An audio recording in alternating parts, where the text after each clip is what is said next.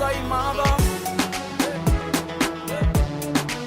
Nouvelle donne, oh, ouais, les soirs ma toi. On se met au beurre, tu cries, tu meurs. Afro-pop, tu sais que c'est. Et on a des excès.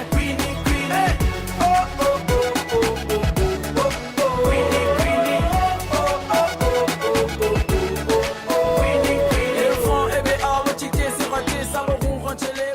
Ce n'est pas pour la première fois, puisque en 2010 déjà, nous avons été soutenus par le Fonds d'aide à la culture et on a donné une formation à Cotonou avec les régisseurs de Cotonou. En 2011, avec les régisseurs de Parakou, ça s'est passé à Parakou bien sûr.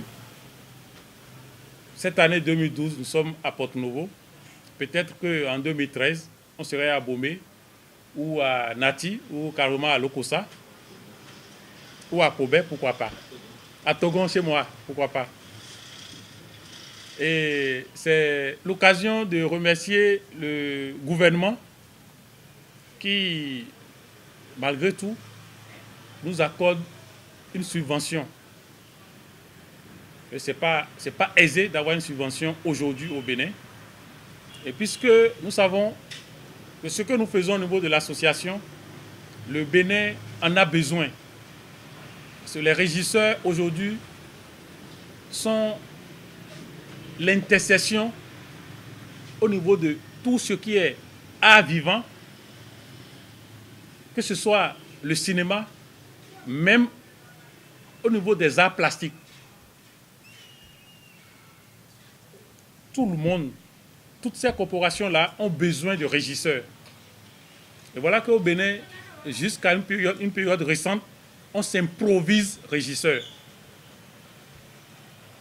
Et depuis que le gouvernement a accepté nous subventionner, nous aussi, on a pensé et créer de la pépinière un peu partout au niveau de chaque département pour qu'un jour, si on dit il y a un grand événement à Porto-Novo, que l'on ne cherche pas les régisseurs en dehors de Porto-Novo et que l'on ne sorte même pas du Bénin pour aller chercher les régisseurs.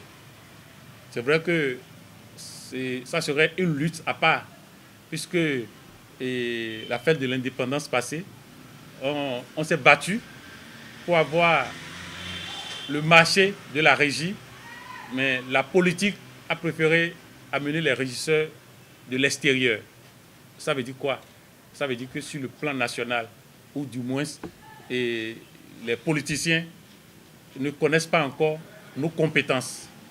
Il faut que chacun, à son niveau, se batte pour qu'un jour, chaque fois, si on parle de régisseur ou si on a besoin de la régie, que l'on ne sorte plus du Bénin, ou carrément si on est à Porto-Novo, que l'on choisisse les régisseurs à Porto-Novo. Et si c'est un événement national, que l'on fasse appel à l'association pour qu'il y ait une sélection au niveau national. Pour la petite histoire, le FITEP passé, les régisseurs de Djougou et de Nati, nous les avons choisis dans l'équipe de Parakou. L'équipe que nous avons formée il y a 1 an. De la même manière, si un jour, il y a un événement à Poubé ou à Ketou, on ne va pas demander à quelqu'un qui a été formé à Parakou de venir faire la régie à Ketou ou à Poubé, mais on va prendre parmi l'équipe de Porto-Novo. Alors, vous constatez avec moi l'importance de la régie son et lumière lorsqu'il s'agit des spectacles. C'est ce que les formateurs que voici ont déjà commencé par vous apprendre depuis hier. Et ça va durer jusqu'au vendredi prochain, vendredi 20. Alors, avec la conviction que ce que nous sommes venus faire ici, ça serait non seulement accepté par les stagiaires, par les groupes qui nous ont envoyé ces stagiaires, mais aussi par les autres groupes qui ne sont pas là, parce que compte tenu de notre budget carré, là, on ne pouvait pas dépasser le nombre que vous êtes. Donc je disais avec la conviction que ce que nous sommes venus faire là, ce sera accepté de tous je souhaiterais que, en dehors de ce que nous faisons, ou après cette formation, que chacun de nous se rapproche de ceux-là qui dirigent déjà, ceux-là qui sont des régisseurs, qui ont des salles pour se perfectionner. Malheureusement, on ne pourra pas faire la pratique. Mais la pratique, avant 1 an, ça peut se faire dans les salles. À Porto-Novo, vous avez la MIC. Et la MIC a un régisseur qui est là, avec nous. S'il y a une manifestation, n'hésitez pas, n'attendez pas le jour de la manifestation avant d'aller voir le régisseur. Allez là 2 jours à l'avance. Faites l'implantation avec lui et posez-lui des questions par rapport au cours que vous avez eu ici. Et je suis sûr que l'État béninois, au lieu de nous donner un peu seulement pour vous former, va nous donner beaucoup. Et ça ne fera que rayonner l'éclat de l'association professionnelle des régisseurs du Bénin. Je vous remercie. Ce jour 17 avril 2012 est le 2e jour consacré à la formation qu'organise l'association béninoise des régisseurs professionnels des arts et spectacles ici à Porto-Novo pour vous donner les embryons, c'est-à-dire les connaissances requises en matière de la gestion du son et de la lumière sur tout ce qu'on pourrait avoir au Bénin sur les arts de scène. Je sais que beaucoup d'associations travaillent dans le domaine de la valorisation du patrimoine culturel, dans le domaine de l'enrichissement des arts de scène, c'est-à-dire des créations de qualité que ces associations font, que ces groupes font dans le pays, dans la ville. Et cette ville a besoin que l'on ait des spécialistes avérés en son et en lumière. C'est en cela que je loue l'initiative de ABEPAS et je vous demande, au nom des associations culturelles, au nom de la Fédération nationale des théâtres, dont j'en suis le vice-président, nous vous demandons de bien suivre pendant toute cette semaine les cours théoriques, parce que le responsable vient de le dire, ces cours seront complétés par des notions pratiques que vous allez recevoir auprès des régisseurs qui tiennent des spectacles, que ce soit à l'Institut français de Cotonou, que ce soit dans, comment on appelle, à la Maison internationale de la culture, ou au FITEB, etc. Donc, vous ne vous êtes pas trompés, chers amis, qui avez bien voulu accepter, envoyer des artistes à cette formation. Et les artistes également ne se sont pas trompés parce que nous avons besoin d'avoir des régisseurs de qualité pour que les produits qui sortiront de nos laboratoires soient des produits complets. C'est vrai que dans une création artistique, on a besoin des accoutrements, on a besoin des comédiens et des danseurs et des chanteurs de qualité. Nous avons besoin également des régisseurs de qualité pour que les produits made in Bénin, les produits culturels made in Bénin puissent être consommés par le reste du monde. Vraiment, je suis très content. Et au nom de la FENAT, au nom des associations culturelles du Bénin, nous soutenons ABEPAS pour cette initiative. Bon vent à ABEPAS et merci de continuer dans cette direction. Ma présence ici ce matin s'explique par le fait que je sois un acteur culturel, s'explique par le fait que je sois responsable de la Fédération des musiciens modèles, responsable de la Fédération des musiciens traditionnels et le premier responsable des musiciens traditionnels Ouémé et Plateau. Je voudrais très sincèrement remercier les responsables de ABEPAS pour cette organisation, pour ce séminaire de formation qui vient à point nommé. En réalité, je voudrais vous dire que vous êtes très important. Vous êtes très important parce que sans la régie et le son, il n'y a pas de spectacle. En tant qu'homme de la scène, pour ceux qui ne le savent pas, sans la régie et le son, il n'y a pas de spectacle. Avec la permission de mes collègues, au nom des fédérations de musique traditionnelle et de musique moderne, au nom de la FENAT, au nom de Abrepass et des administrateurs du Fonds d'aide à la culture, je déclare ouvert ce jour 17 avril 2012 l'atelier de formation en son et lumière. Moi, on m'appelle Wangwe Jean-Claude, je suis éclairagiste, régisseur au FITEB et j'anime l'atelier en lumière.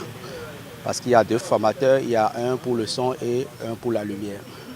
Les thèmes qui seront développés au cours de cet atelier, au niveau de la lumière, nous avons les notions de base en électricité. C'est-à-dire inculquer aux apprenants les notions de base en électricité, de quoi ils ont besoin en électricité pour faire la régie lumière. En termes de caractéristiques de la lumière, nous avons 3 étapes. Nous avons la direction. Au niveau de la direction, il faut pouvoir régler les projecteurs. Parce que la direction de la lumière, ça va du projecteur à l'objet éclairé et de l'objet éclairé à l'œil du spectateur. Donc le régisseur doit pouvoir comprendre où placer le projecteur pour éclairer correctement le comédien. Au niveau de la deuxième caractéristique, par exemple, qui est la couleur permet au comédien de mieux transcrire les émotions. Nous allons apprendre aux stagiaires quelle couleur choisir pour aider le comédien à exprimer ce qu'il veut dire. Quelles sont les ambiances que le régisseur peut créer à partir d'une température de couleur. Et enfin, l'intensité qui est en fait le pourcentage qu'on a fait à chaque projecteur pour avoir la lumière nécessaire pour éclairer une scène. Après les caractéristiques de la lumière, nous allons aborder les appareils. Les appareils qui interviennent dans une installation, par exemple. Vous avez le gradateur, vous avez la console lumière. Quel rôle chaque appareil joue dans la chaîne lumineuse? Nous allons apprendre aussi aux stagiaires les comportements que le régisseur doit avoir dans la conception d'un plan de lumière. Vous prenez une surface rectangulaire, par exemple. Vous avez la longueur, vous avez la largeur. Au théâtre, la longueur, c'est l'ouverture et la largeur constitue ce qu'on appelle profondeur. D'accord? Vous dessinez des projecteurs à volonté et puis je vais vous montrer comment on fait le patch, c'est-à-dire du projecteur à l'appareil, à l'ampli, comment on fait le patch et comment on quitte l'ampli pour aller au niveau de la console lumière. On va expliquer ça brièvement. Sur la barre, c'est-à-dire le projecteur avec lequel vous allez éclairer de contre les comédiens. Ok, le numéro 1. Sur la barre du milieu, prenez encore 2 projecteurs, vous les couplez. Sur la barre qui est dans la salle aussi, vous prenez 2. Latéral jardin, vous prenez 2. Latéral cour, vous prenez 2. Jusqu'à 6. Donc nous avons déjà 6 circuits ici. Nous savons que nous avons un gradateur de 12 circuits. Donc nous avons encore 6 circuits pour d'autres ambiances, pour d'autres effets. Donc vous choisissez une ambiance par exemple. Peut-être que dans le spectacle vous avez besoin d'une ambiance rouge ou bien d'une ambiance bleue, ainsi de suite. Donc on prend 4 circuits pour un plein feu rouge par exemple. Vous choisissez à volonté soit ces 4 projecteurs pour faire le plein feu ou bien vous les couplez 2-2, vous avez encore 8 projecteurs pour le plein feu. Et on réserve 4 plus 6, ça fait 10. On réserve 2 circuits pour les effets.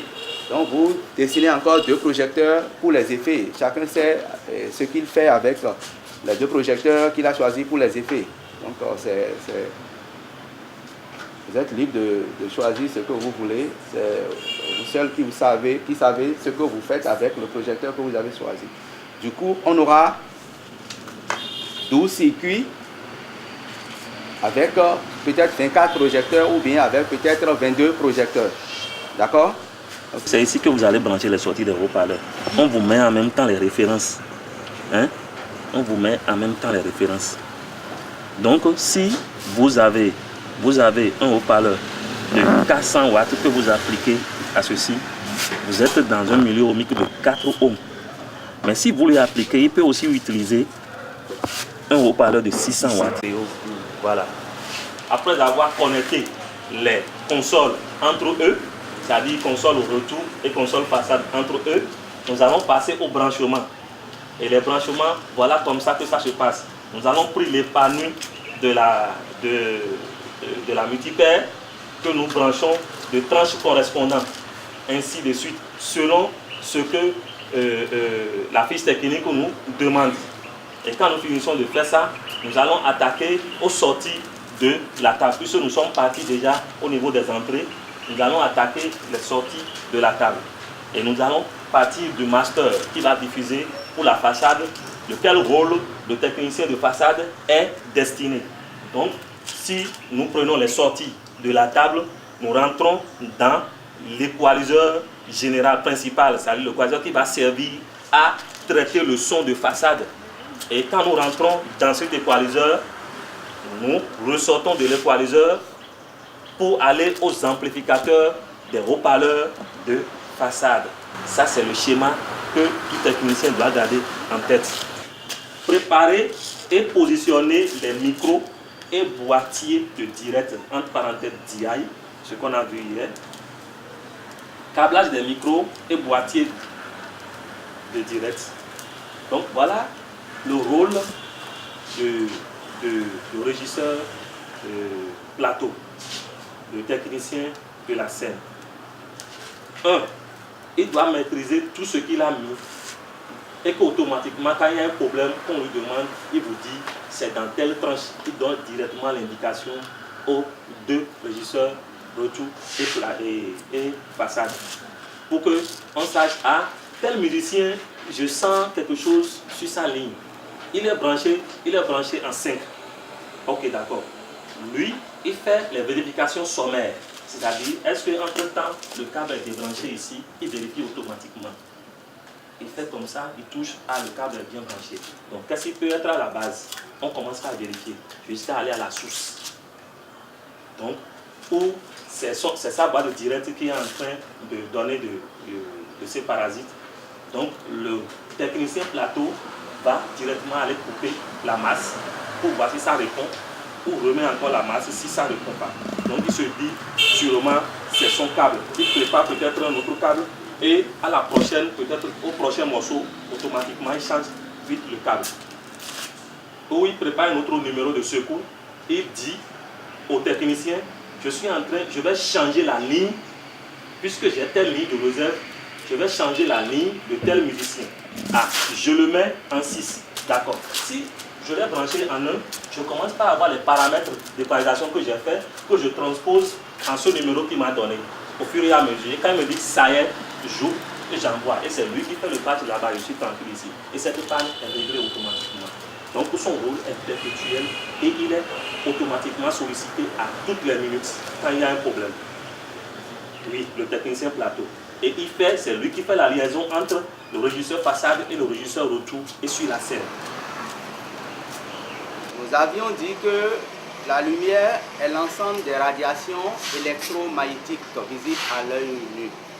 Et que la lumière du jour paraît blanche. Mais à des moments donnés de la journée, ce n'est pas la même couleur. Donc ce n'est pas le même blanc.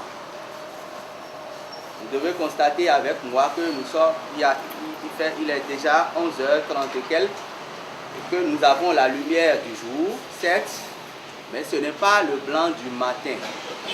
Il y a une certaine radiation qui domine. Là, les radiations ambre. Donc, La lumière, le blanc du matin, on l'a chauffé déjà à une certaine température pour avoir le blanc du midi par exemple. D'où les températures de couleur. Quel rôle la couleur joue au niveau du théâtre?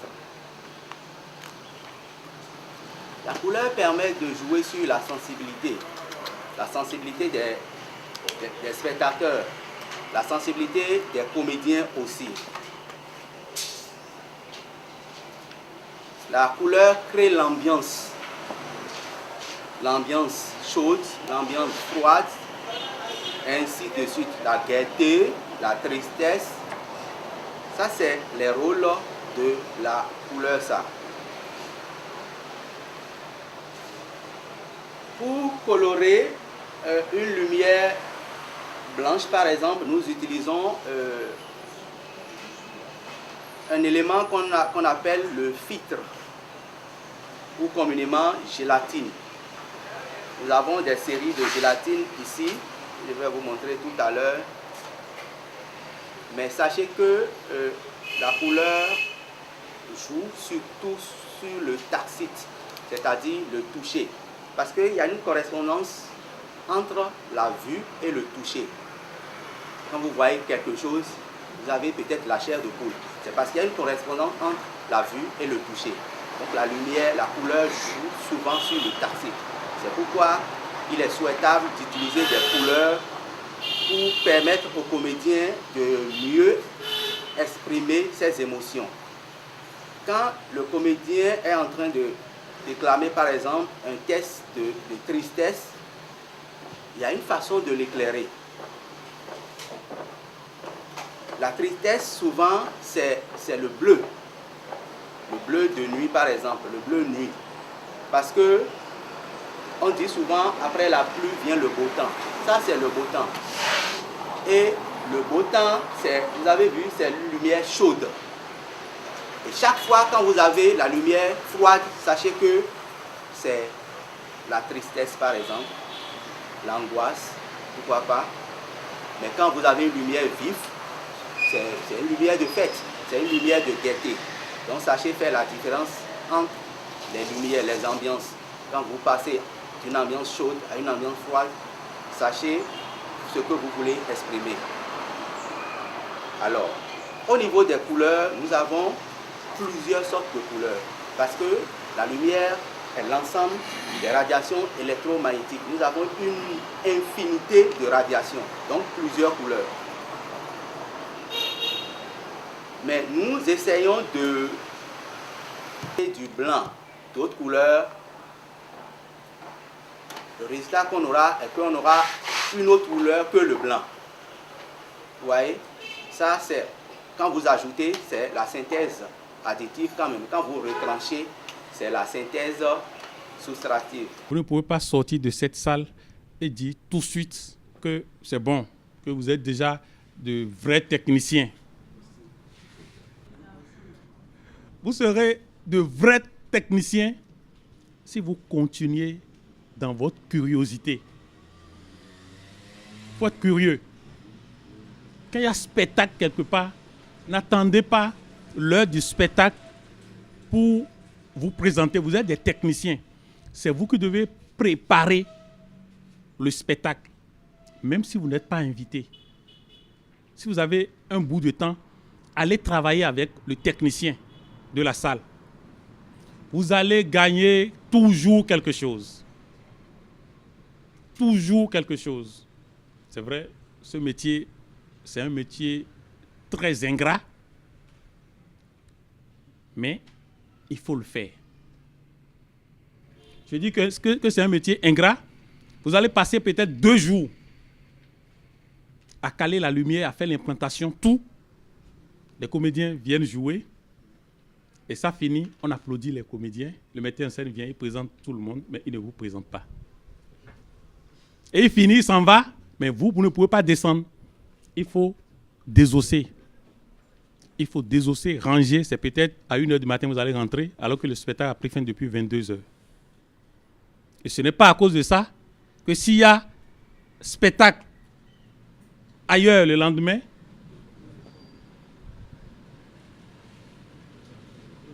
Dieu merci, il y a certains metteurs en scène à la fin qui demandent que l'on applaudisse le régisseur. Il y a d'autres publics qui réclament. Parce que quand même, le metteur en scène, il a beau faire une très bonne mise en scène, les comédiens superbes, mais s'il n'y a pas la lumière, est-ce qu'on peut les voir? Est-ce qu'ils peuvent jouer dans le noir? Donc que l'on n'applaudisse pas le régisseur, c'est et la faute de celui qui présente et la faute du public. Mais nous là, qu'on nous applaudisse ou pas là, c'est pas notre problème. Notre problème, c'est d'être là et de prouver notre existence. Donc je disais tout à l'heure, continuez par pousser votre curiosité. Si vous venez au CCF, par exemple, dit que vous savez qu'il y a spectacle demain, ben est-ce que vous pouvez travailler? Vous n'avez même pas besoin de poser la question. Ce sont vos maîtres, ils ne vont pas vous dire non, nous on ne veut pas que vous travaillez avec nous. Restez là. Dieu même sait qu'au CCF, il y a plein de fiches techniques qui circulent. Et c'est à force d'interpréter les fiches techniques et de les adapter à ce que vous avez, on devient très fort. J'ai vu tout à l'heure la liste des participants avec les coordonnées. Et comme le disait quelqu'un, la meilleure relation, c'est celle qui mène l'homme vers l'homme. N'hésitez pas à envoyer des textos. Mais s'il vous plaît, n'envoyez pas, moi ne m'envoyez pas et paye ma école ou bien SMS rappel. Je ne réponds pas. Juste un bonjour là, ça fait 25 francs. Ou carrément, n'envoyez plus de messages parce que les messages sont plus chers que les appels maintenant. Quand tu appelles, tu dis juste un bonjour et tu coupes, c'est à peine 6 francs. Alors que le message, ça fait 25 francs. Entre vous, ce n'est pas entre vous et nous. Ça peut se passer entre vous et nous, mais déjà entre vous, gardez les relations.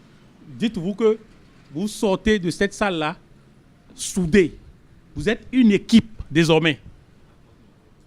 Vous êtes une équipe désormais à Porto-Novo. Je l'avais déjà dit au départ, quand il y a une grande manifestation, on ne va pas vous envoyer les régisseurs d'Abomey. C'est d'abord les régisseurs de Porto-Novo. Donc, en une semaine, nous ne pouvons pas non plus vous dire qu'on vous a tout appris. Mais il y a eu l'essentiel. Avec ce bout-là, si vous avez la volonté, vous allez devenir peut-être même maître de vos maîtres. C'est ça ce que je vous souhaite. 5 jours d'échange, 5 jours de formation, 5 jours de donner pratiquement de recevoir parce que l'engouement que nous avons au niveau des stagiaires et les questions qu'ils posent prouvent qu'ils sont vraiment intéressés à la chose de la régie de spectacle. Et je suis vraiment content pour cette formation. Je sens que je n'ai rien perdu et j'en ai beaucoup appris par rapport à leurs questions aussi. Mon souhait, c'est de les voir évoluer constamment. De les voir évoluer constamment parce que le métier de régisseur, c'est un métier de pratique. Et de les voir aller plus à l'école de cette formation. Et je sais que nous n'allons pas arrêter de si bon chemin. Il y a des années à venir, d'autres graduations de formation que nous allons mettre sur place. J'ai reçu beaucoup de choses. Ils sont très ouverts, ils sont très professionnels, ils connaissent vraiment leur travail. Donc, ils nous ont appris, on a fait un peu de théorie et de pratique aussi. Je ne vais pas dire que je sais tout en ce qui concerne la régie, lumière et son. Mais quand même, le maximum, j'ai reçu le maximum. Il me faut aussi des formations parce que je ne veux pas rester seulement devant l'écran. Je veux aussi rester derrière la caméra, derrière la scène. Je veux savoir tout ce qui constitue l'art. J'ai cette ambition. Je suis très curieuse. Je veux approfondir tout ce qui constitue l'art, plastique, en tout cas, tout ce qui rassemble l'art. Je veux emprunter chaque domaine. Mais ici, avec les régisseurs professionnels, ils nous ont montré comment brancher les appareils, comment les différentes sortes de projecteurs, comment utiliser la scène en lumière, comment installer les appareils en son. Tout ça là, on a appris ça ici et je pense que même si sur le plateau, sur le site, je ne peux rien faire, je peux accompagner au moins un régisseur professionnel. Je peux peut-être, lorsqu'ils auraient oublié quelque chose, je peux lui dire « Ah, mon grand, est-ce que tu n'as pas, est-ce qu'on pourrait ?» Je peux l'accompagner en tout ce qu'il fait sur le site. Voilà ce que je peux dire. Et voilà, on a, en une semaine, je crois qu'il n'y a pas de... Il y a eu une harmonie terrible. Et on a travaillé en amour. Il y a le respect qui s'est vraiment installé. On a embrassé le respect, l'amour du prochain. En tout cas, moi, j'ai senti l'amour du prochain entre nous. C'est comme si on est une famille. On a vraiment travaillé en paix. C'était vraiment fabuleux, merveilleux. On a appris pas mal de choses puisque on a eu la chance de rencontrer des formateurs avertis, des formateurs qui sont vraiment qualifiés. Nous sommes vraiment aptes pour affronter le champ artistique. Je pense que nos objectifs sont plus ou moins atteints. Je dis plus ou moins parce qu'on aurait voulu faire ça la veille d'un festival et amener toute l'équipe sur le festival pour pouvoir faire la pratique tout de suite. C'est vrai, on a fait un peu de pratique, mais on aurait souhaité que ce soit lors d'un festival qui va durer 3, 4, 5 jours, où on va désigner des gens qui pour faire l'implantation, qui pour faire la conduite, qui pour faire le réglage. Mais ce n'est que partie remise, puisque plus tard, il y aura d'autres formations. À chaque événement de pratique, on ne va pas rater.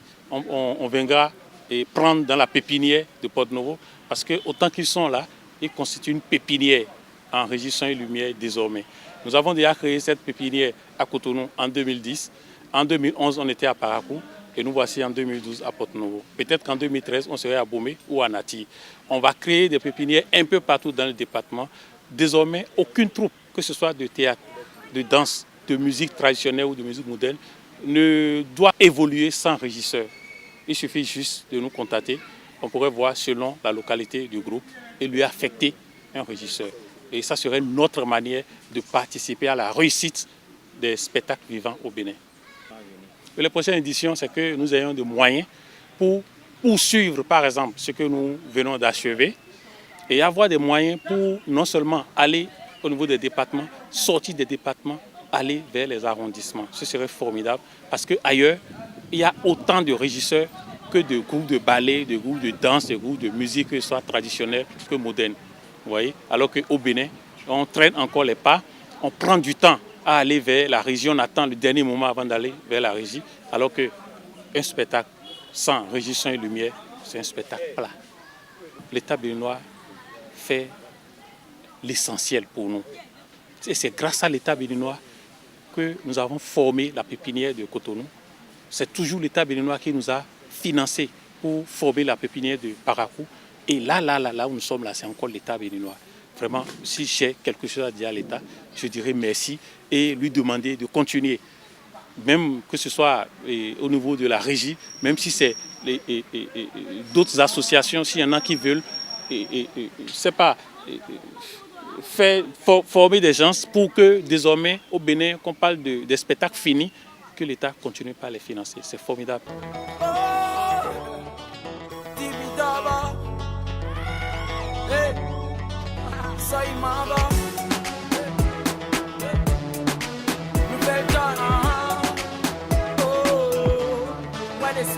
On se met au beurre, tu cries, tu meurs. Afro-pop, tu sais que c'est. Et on a des excès.